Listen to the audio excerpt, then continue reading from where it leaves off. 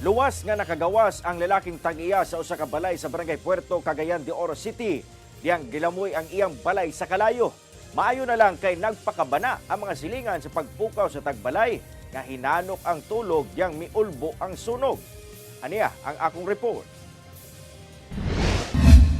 Sa kuwang video sa usa ka netizen, makita ang bagang itom nga aso sa kahitasan sa sitio Balok-Balok, barangay Puerto sa Cagayan de Oro City. Alas 9, Miyerkules sa buntag. Gilamoy na di ay sa kalayo ang usa ka balay sa lugar. Human ang usa ka oras diyang gideklarang fire out, tataw nga naug daw na ang balay. Matod sa BFP, gisaka gilayon sa third alarm ang sunog aron makaresponde ang mga kasikbit nga fire stations. Labi pa nga anaa na himutang sa residential area ang nasunog nga balay.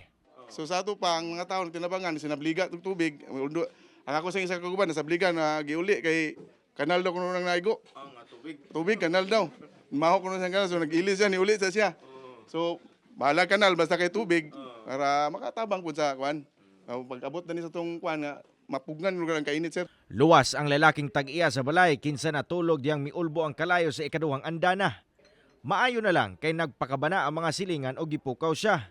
Isa ka na ako sa atas, kusog na. Alas hindi na ako makakuan. Ang kalayo? Oo, mga ganip. Ako na po ko sumuko sa atas, kaya tanan ko mga importante na mga gabit nasa taas. Mga birth certificate. Oo. Sama papilis ba? Nakuha mo? Wala, kaduwa mo kasaka. Muna kayo, permino kasaka na. Natamba ko di kasaka agdan nun. Samat ganip gamit. Sa tala sa BFP, miabot ngadto sa kapin 60,000 pesos ang danyo sa sunog. Padayon pa nga ginasuta ang hinungdan sa pag-ulbo sa kalayo. Kauban si Jaybert Pairat, Cyril Chavez, 1 Mindanao.